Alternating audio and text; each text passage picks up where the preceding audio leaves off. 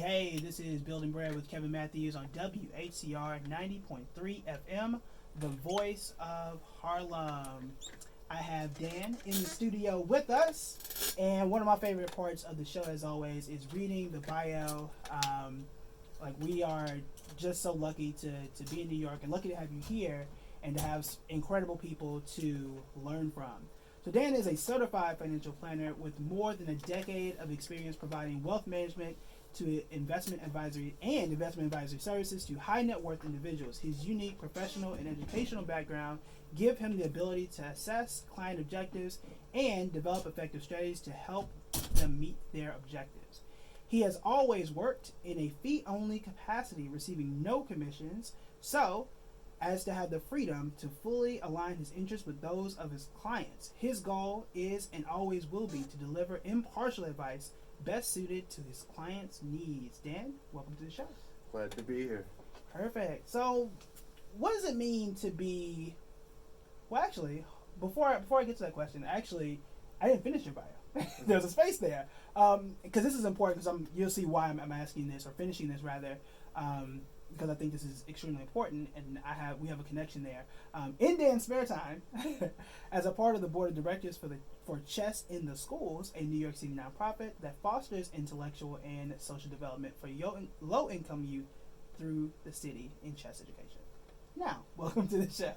Still glad to be here. All right, so you mentioned the fee-only portion. When people say fee-only advisors or fee-only planner, what does that really mean, and why is that important for people to know or even care about? Sure. I think the fee-only thing is very important because it gets to the root of your advisor's incentives. Mm-hmm. And really what's most important is you want an advisor that's acting as a fiduciary, that has your best interests in mind, that's sitting on the same side of the table as you. And from an incentive standpoint, if they're fee-only, the fee you pay them is the only compensation they're receiving. You know they're not selling you a product or something you don't need in order to bolster their own pockets. So I think it goes really hand in hand with having a fiduciary. Historically, fee-only advisors were only available in the ultra-high net worth space, mm-hmm. High minimums, and with today's technology and day and age, I don't think that's the case anymore. I mm-hmm. think it's starting to become much more available to the general public, mm-hmm. And I think that's for the best. Yeah, well, I wanted to explain for our listeners too that there are two types. So those who are fee only, like yourself, and those who charge a commission. And when you talk about the incentives, when you sit down, whether it's at a bank or some other place, when they suggest you should buy this stock, you should buy this mutual fund, unless the advisor is fee only, they are getting a cut of that money. And you have to ask yourself, are you only suggesting this because you get paid for it? Or are you suggesting this because this is in the best interest? And I think having been on the commission side, I've seen people who will sell an annuity or something or a life insurance policy mm-hmm. just because they get paid the most. And again, for those out there, I will tell you right now, if the first thing they're talking about are annuities and life insurance, those pay the most for those advisors. So be very careful and ask, are you a fiduciary? Are you fee only? And those are just a few questions to get people settled up in the right way. Sure. So you've started out in the fee only business. Other than knowing that you wanted to be on the right side of clients, is that something that just happened or something that you knew you wanted to do from the beginning? How did that come out for you? Sure. I was in school. I did my undergrad in math and grad school in economics. Wait, pause. Undergrad in math? Yeah. Ooh. Not by design. It just kind of happened that way. And I actually interned at Merrill Lynch, which, as you know, is on the commission side of things. Right. And I thought I wanted to be a financial advisor, and it was nothing like what I thought it was going to be. Yeah, did that. And so I had that experience, and it really turned me off to the profession. And then I found the fee-only side of things. Mm-hmm. And I came into it right out of grad school. The year was 2007, so it was a great time to be entering the profession. And was kind of thrown into the fire and interacting with clients without a lot of the experience to go behind it. And made it through 2007 and 2008, which were trying times for us all, and really just fell in love with it from there on. when you talk about the 2007, 2008 era, what were some of the things that you learned just from a planning standpoint, maybe a patient standpoint? What were some lessons that you could say, wow, like not only did you survive, but like you survived because of X, Y, and Z, or your clients made it through that? Yeah, I mean, I really learned the importance of communication. Every single client has a different communication style, and they learn a different way. And learning something is the best way to become comfortable with it. That is true. So in that time period when people were understandably freaked out, being able to get a message through them and help them understand why things are happening in their portfolio and why we anticipated this and what we're doing to combat it, helped people remain invested, which ultimately ended up being the best decision for them too. So how do you feel about the cries of people saying that there's a recession around the corner, that a recession is bound to happen, and that we're overdue for one now? Sure. I mean, a recession is going to happen because that's what happens in markets. They do Right. cycle. I can't time it better than anybody else. You know, the old adage is it's time in the market, not timing the markets. Right. And that really holds true. I mean, you know, we've been hearing about this inverted yield curve for a year plus now. Right. And I remember when we were talking about it in 2007.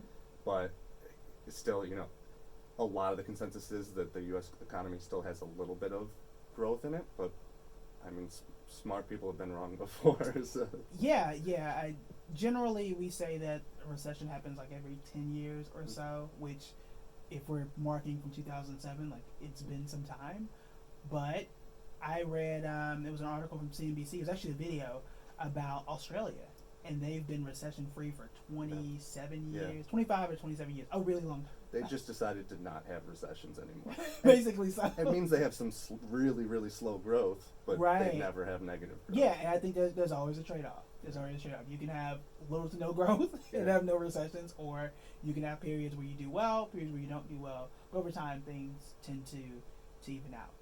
So you run your own financial advisory center, like your own business.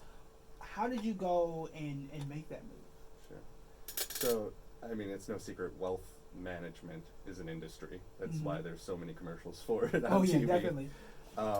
And so, having been in that industry for the first 12 years of my career, I got to see, you know, that there is a business aspect to it. And, you know, as you know, being in that field, there's always this push to go after bigger and bigger clients and more assets under management. And for me, it was always my clients, serving my clients the best is the number one priority. And being involved in the business aspect, I started to see that there were ways to do that more efficiently, to leverage technology, to be a little bit leaner. And I didn't have this, you know, entrepreneur mindset that I just wanted to go out and get into business for myself. But I really carefully studied it for a few years, and I said, you know, this is something you can really do. You can leverage this technology. You can create an incredible service for your clients. And so I went out and did that. And how do you balance? I'll ask it this way because I'm always thinking as you're talking and answering questions. For people who are great at what you do or what they do, like for you, like your CFP, that doesn't come cheap or easy at all. Like you have to have a certain skill set. But how do you balance the skill set and the talent that you have for this work versus the actual business? Because those are two different things. Like they're in the curriculum for the CFP. There's no marketing in there.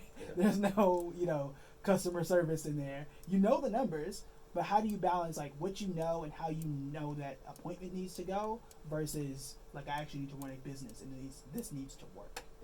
Yeah, and that was a lot of the planning going into the decision for me, figuring out, and ultimately it came down to me that if my clients are well served, the rest tends to fall into place. It's not a very hard business to run. You know, it's something that you can do when you have very happy clients. Right. And so that's been, but yes, my life has become more marketing than it ever was in the past. It's getting to do fun things like be here and do this now. Yeah. So it's been wonderful. Good. For those who have been in the headlines or the news, aside from I would say there were 3 headlines all this week. politics because something happened in Washington. It's always been the thing. But then also you've probably heard of the Equifax hacks, leaks, whatever you want to call it, between Equifax and Capital One all in the same week. Look at that. How should people guard themselves against the rampant identity theft that seems to happen like every other day? Sure. I mean, I think there's a few aspects to it because in every financial transaction in your life, there's some amount of risk, and they're everywhere now. Right. Yeah. From Venmoing your roommate to paying for a cab. But at the most basic level, people want to flip a switch and feel more secure, and you can invest in the security, the credit monitoring services, the life locks. That does provide you some degree of security, and if you want to go a step beyond that, the most secure thing you can do on that end is a credit freeze, which involves contacting all the individual credit agencies and saying, hey, don't issue any new credit in my name unless I provide a PIN and authorize this. That's the most lockdown. Beyond that, it comes to your personal policies. You have to use strong passwords. The longer, the better. I use a password manager myself, LastPass. I highly recommend that. Same here. Use a very secure password for that, and encrypt all your other passwords and never know what they are. And that, having good policies. And then beyond that, it's the people you interact with too. Your advisor. You should have a conversation with your advisor. What are you doing to safeguard my finances? That's a good question. Yeah. And they should feel very comfortable talking with you about that. I mean, I love to have that conversation with clients because I'm doing a lot to safeguard them. And if I'm working in a WeWork, I'm getting on the VPN securely before I'm connecting to their Wi-Fi. Because my client's data is important, and so your advisor should feel that way. Yeah, totally agree. I mean, I've done inspections, and having worked in a bank, they do inspections on us where our password had to change every 6 weeks, which is annoying, but it's safe. You could get penalized if you left your desk and your screen was still open. You had to lock it down. And then at one bank I worked at, which again, very safe and secure, but I was like, this is a lot, is that when you typed in your password, you had to put in your fingerprint too. Yeah, I was like, ooh, this is a lot. Like Disney World now. Yeah. So those are not that your advisor has to have, a fingerprint scanner and an eye scanner, but those are great questions to say. How often do you change your password? Are you using certain security measures? Because if they can get to you, then not only is that trust broken, but then someone somewhere has that financial data, which can be dangerous for you. Another one of the headlines that you've likely seen, other than the data hacks and data breaches, are interest rates. And the Fed cut interest rates, I think it was 0.25%. What are interest rates for those who may not know? Why should people care? And why is this like a monumental, important thing? Sure. So, I mean, what you see in the headlines, the 0.25% cut is what the Fed is doing on their overnight lending. So at the most basic level, that's the rate that they control. But of course that reverberates through the economy to all the other rates that, as consumers we experience, our mortgage rates, our credit card rates, our student loan rates. So it does have an effect on all that. And so we've been in a low rate environment for a long time. And the Federal Reserve really has, two jobs: keep unemployment low, and to control inflation. They want to have very controlled inflation. And inflation is the cost of like basic goods and services for those who may not know. Right. And we really haven't had any inflation. Employment's been incredibly low. Unemployment's been incredibly low for a very long time, but inflation hasn't really kicked in, especially in employees' wages. We haven't experienced a lot of wage growth.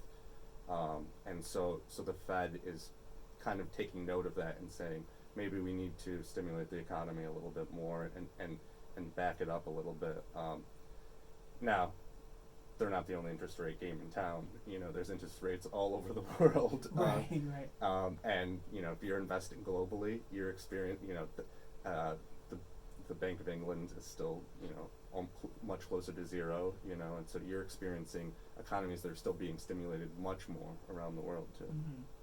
Yeah, and for those who may not know, there's a more complex graph that you can show, but basically the Federal Reserve controls an interest rate that they lend to banks, banks then pass that rate plus extra to us for credit cards, mortgages, and things of that nature.